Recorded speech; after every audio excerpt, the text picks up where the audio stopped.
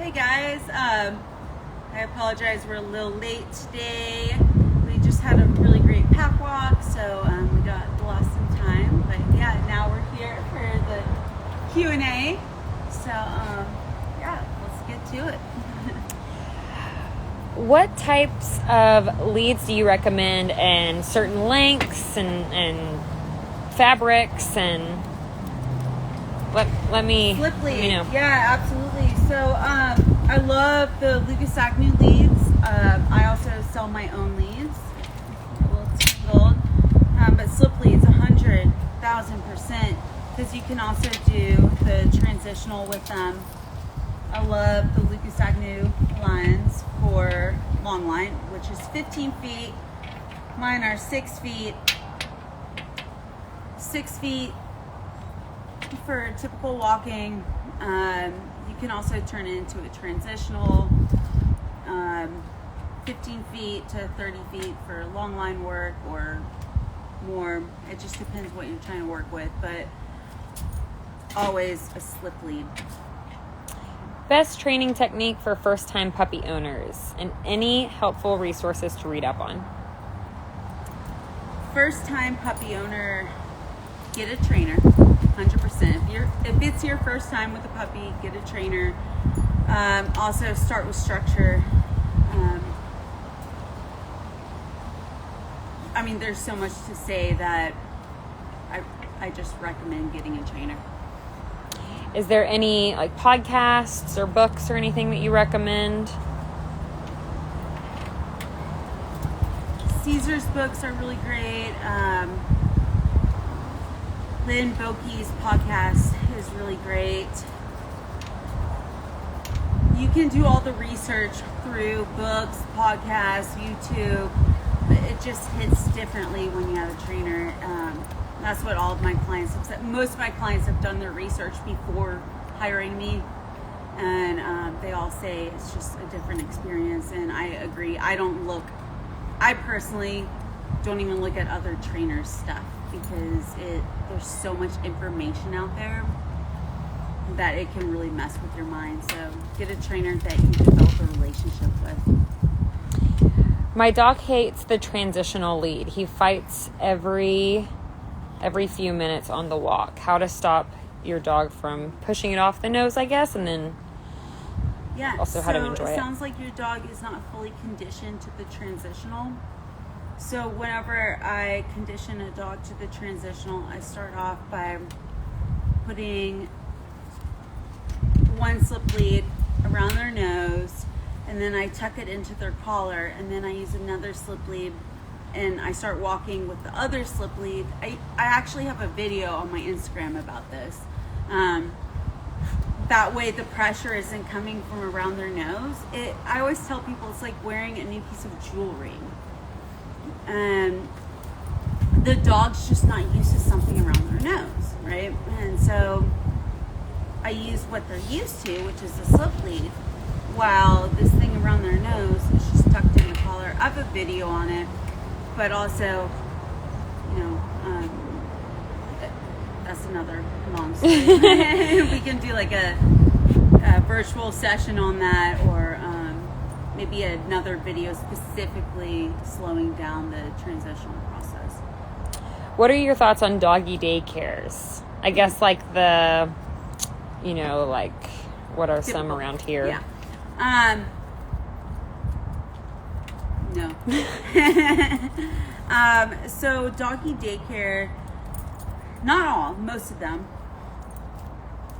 98% of them, is just dogs that are excited, staff that are dog lovers but don't understand anything about dog training, dog psychology. I even know someone who's so great working at a doggy daycare, and she even said, I untrain dogs for a living. So whenever your dog goes to doggy daycare, happy-go-lucky, let's say happy-go-lucky golden doodle, right? Perfect temperament. Goes to doggy daycare every day, but becomes reactive on the leash. And that's because every time they're interacting, socializing with dogs is always excitement. So then when they're on a walk, all they know is when I see a dog, I go berserk. So I say no. Balance Paws Canine Training says they are free-for-alls that encourage excitement. Can you repeat that? Yeah, they're There are Balance. free-for-alls? No. Balance Paws Canine Training Yeah. commented on this video. He's watching it. He said smile, and he said Gotcha. doggy daycares are free-for-alls that encourage excitement. Yes. Exactly. You're like, what? I thought that was a question. I was like, huh? Yeah. Exactly. It's a nightclub without a bouncer. Exactly. There's no structure, nothing. It's like having society without rules and regulations, without manners, without police, you know? My corgi won't stop herding around our cat. Any tips?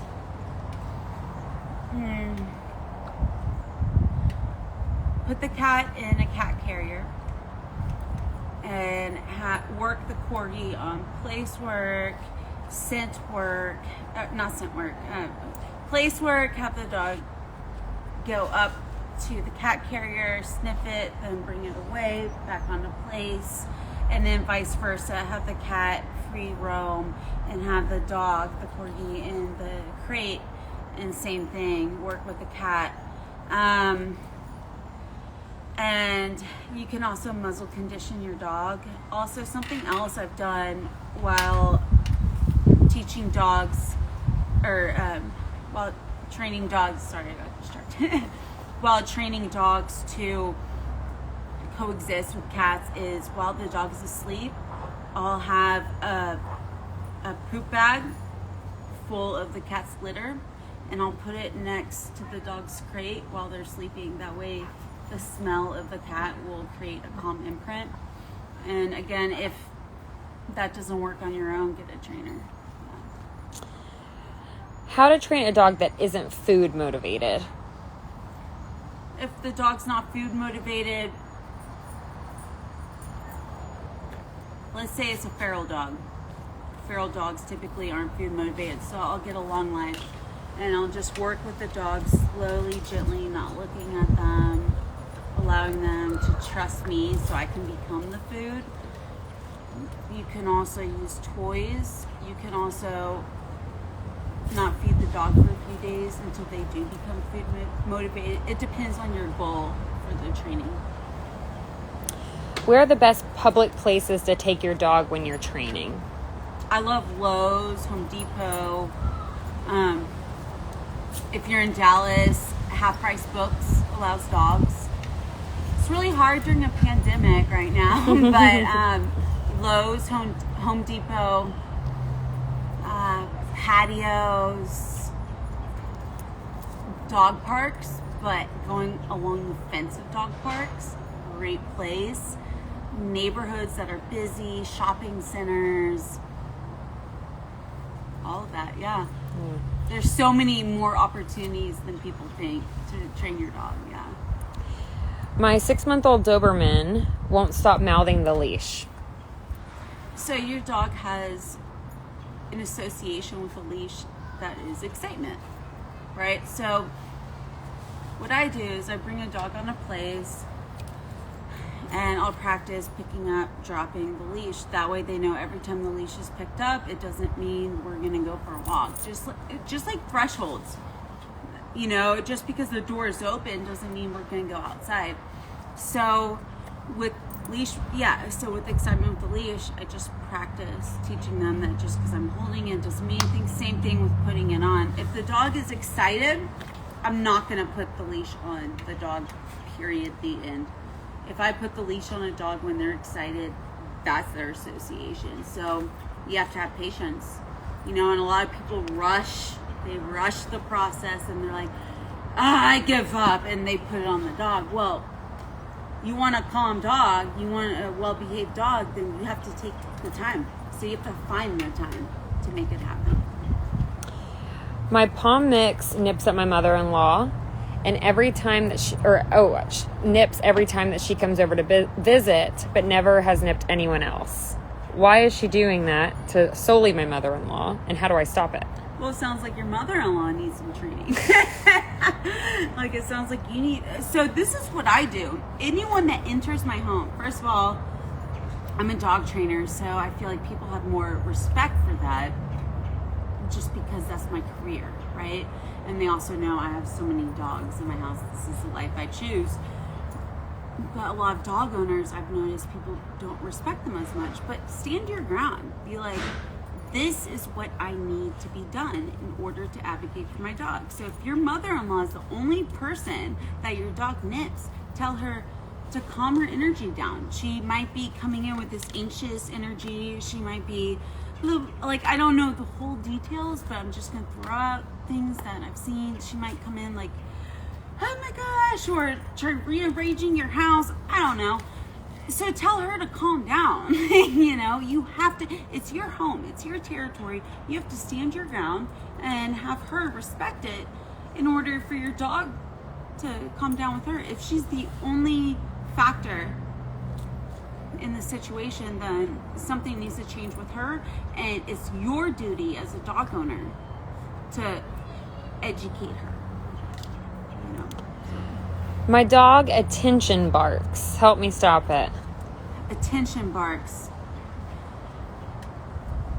You're coddling your dog too much. You know, if dogs bark for attention, you're probably caving in. Stop caving in. Have your dog do something else. Don't just ignore them. If they're attention barking, you're like, place. I love place. You know, but or you could ignore them, either one, but it sounds like you're doing something to cause it. My golden doodle likes to submissive pee. How can I get him to control his bladder? Build his confidence. Build his confidence. Have him on a leash. It also depends on the age. But my main thing is build his confidence. This is the second any specific leashes recommendation question, but you already answered it. Describe the most difficult success story that you've had. That's a good one.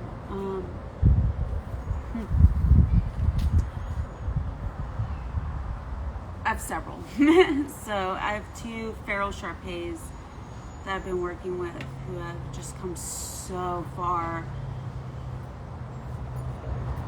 I'm still working with them, but their transformation just blows my mind every day. And they were feral. Like, a lot of people will say, oh, this feral dog, I'm working with this feral dog. No, these dogs, it took us 4 months to get them to go inside the home. And now they go inside the home willingly, go on walks, and we're, building their confidence to where they can go to outings and be off leash. But that's definitely number one. There's another dog named Gunner. I don't know if Gunner's dad will start watching this, but G-Dog was a really difficult case too. He's a boxer. Boxers hold a close place in my heart. Just lunged. It went crazy over everyone, everything. I think he was the first dog that dragged me on my butt on a leash. And now he comes to daycare, and my daycare. Not like my structured daycare. But he gets along with dogs and goes on pack walks, and his dad always sends me videos of him off leash. Scotty, come here. This boy right here too wanted to eat my face off when I first met him. He went berserk over me. Like, it took me days to get him just to follow me. He was so crazy, you wouldn't even believe it. He was human and dog aggressive, bite history, and with his first session, I remember his mom, I put a slip lead on him, and his mom was like, is it gonna hurt him, blah, blah. I was like, listen, like, your dog might get euthanized. And So then it was just a turning point. And, but yeah, I don't know, I'm going on a rant. Also, some other dogs, my 3 girls, were a very difficult case. I also have a dog here named George, a very difficult case. He's a Rottweiler rescue dog who has been in board and train for several months. Very reactive. It's a crazy story. I have a lot. I honestly could talk for hours. I can't pick one. Basically, majority of my clients, they're all just success stories that all have their different story background, and they all were different in their own way, you know. At what age is a pup old enough to start training? There's no age limit. You're never too old, never too young. My dog likes adults but growls at kids. Why and how can I change this? Well, why? Because you haven't socialized your dog around kids. You haven't desensitized them around kids.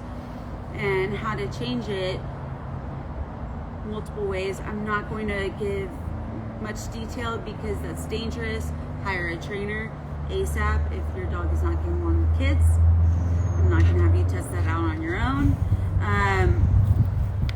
So one thing I did, but again, don't do this, hire a trainer. But one thing I did with one of my dogs, Vixen, who was fearful of kids, she loves to swim. And when she swims, she loves to catch toys and bring it back and all that. So I had her in her element when I first introduced her to children. That way she learned, like, okay, she's more distracted on what she loved rather than the kid. And then I had the kid throw the toy, and then she was just neutral towards the kid. But again, hire a trainer. I'm not going to give you too much advice because there's so many things that can be involved with that. Do you recommend dog leash belt or dog, I guess, leash belts for car rides? Like seat belts, I guess? Seatbelt. For dogs? Yeah, absolutely. If you get in a car wreck, you don't want your dog flying through, like this umbrella, flying through the front seat, right? So yeah, absolutely. Yeah. When do I know that my dog is ready to hang out on a public patio with me? Your dog will let you know, and you also know. If you're unsure, don't do it. If you're sure, test it out. You know, what I recommend is when you're going to bring your dog to a patio initially, walk them around the neighborhood of the patio. Actually, last night I brought George, the Rottweiler, to a patio, and we walked around the shopping center for a while before we settled down. So drain his energy, get him used to the environment, and then test it out. If it doesn't work, leave. But if you're unsure, don't do it. How do I teach my dog to not jump on people? Use a leash. Leash your dog. If they jump, correct. Tell them what you would rather them do. You know, and also advocate for your dog by telling people to not encourage it. Why does my dog hump me? So your dog can hump you for several reasons. So either they're overly excited, and so they're exerting their energy onto you. That's honestly most likely what's happening. Or you could be too excited. Actually, yeah, they're just too excited. So they're humping you to exert their energy. So cut it out, put them on place or down or sit, stay, whatever. Correct it. Correct it. If you ignore a dog humping you, they're taking advantage of you. They're exerting their energy on you, and you're not teaching them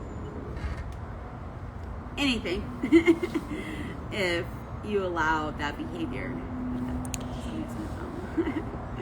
Rescue dogs that are labeled only one dog only households, can they be changed? Absolutely. All 3 of my dogs were labeled that. They're fine. You know, I've worked with tons of dogs that are one dog only. Actually, my foster right now, Chevy, was labeled aggressive and one dog only. He has hung out with every single dog that enters my home. Like, it also depends on you. your energy, your structure, and how you advocate for your dog. You can't just have, honestly, even if you have 2 puppies that are happy-go-lucky, you can't even just throw them in to a mix. You have to have structure. And if you have that structure, to an extent, virtually any dog can be with any dog. It's just all about you.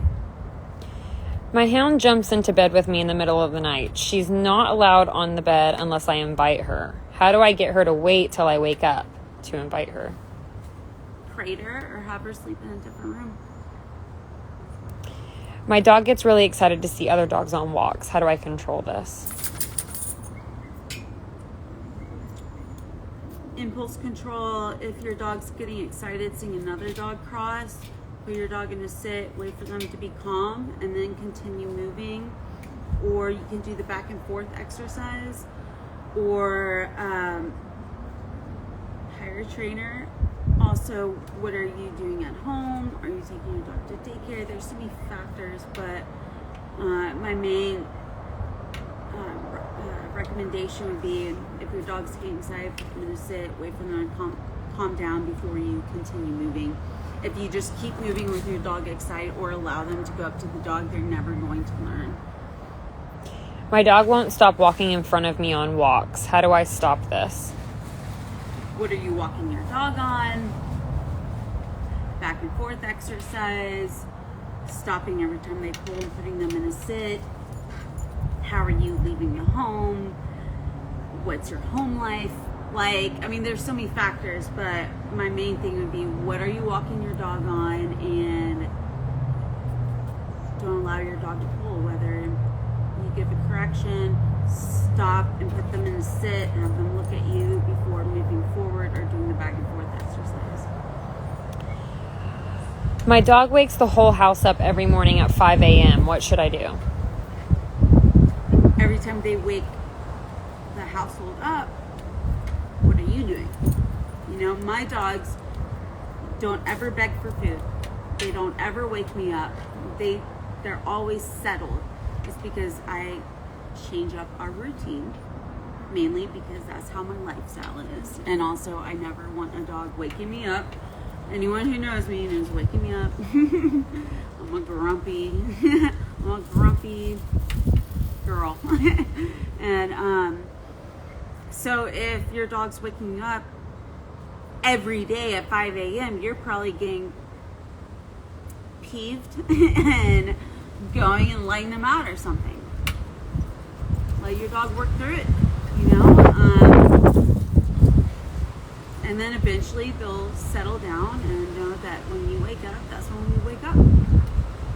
How do you know when you're putting too much pressure on a dog? Great question. Again, get a trainer who understands pressure. Also, it depends on the dog. So if it's a feral or very sensitive dog, eye contact can be too much pressure. Leash pressure can be too much. Spatial pressure can be too much. Trying to force a dog into a certain command is too much. If a dog is pulling on the leash and you're just holding back while the dog drags you, that's too much pressure. There are so many different forms of pressure, and every single dog has their limitations. Every single dog. Basically, if you start getting a reaction rather than a one-on-one response from the dog, you're putting too much pressure on the dog. This one's kind of worded a little different. How I stop barks and laying down on floor for B pet/attention at parks and stores. So the dog is barking or laying on the floor, protesting in parks and pet stores. Or stores. How I stop barks and laying down on floor for B pet/ attention at parks and stores. So I guess, how do I stop my dog from barking or laying down on the floor whenever? Pet at stores and parks. Reflect on what you're doing at home. Like literally journal about it. What are you doing at home? Because whatever you're doing at home is causing this. You are probably, I'm going to say, absolutely you're giving your dog too much affection at home. And because you're giving your dog too much affection, when they don't get it, they protest or start demanding it. And everything starts at home. It starts slowly. You have to start without distractions. That way when you build up to the distractions, your dog already has a foundation, so they know what to do. They engage with you rather than going psychotic. Techniques to mitigate a prey-driven dog. Flirt pull. Using the flirt pull is a great way to fulfill prey drive. Scent work is another good one. Also, impulse control, which you can use place work, and just having your dog settle with distractions. And then your last one is any recommendations for a dog who, in capital letters, loves eating poop? Pick up the poop immediately. If you're in a dog park, people don't pick up their poop, avoid dog parks, but if you have a house, like I do, or if you are walking your dog, you always have control of where the poop is. So pick it up immediately to avoid your dog's temptation. And also, more importantly, is teach the leave it command. Right when your dog starts, if they're going to another dog's poop and start sniffing it, say leave it, and then they should come back to you. So cool. All right, thank y'all so much for this week's Q&A. We had really great questions.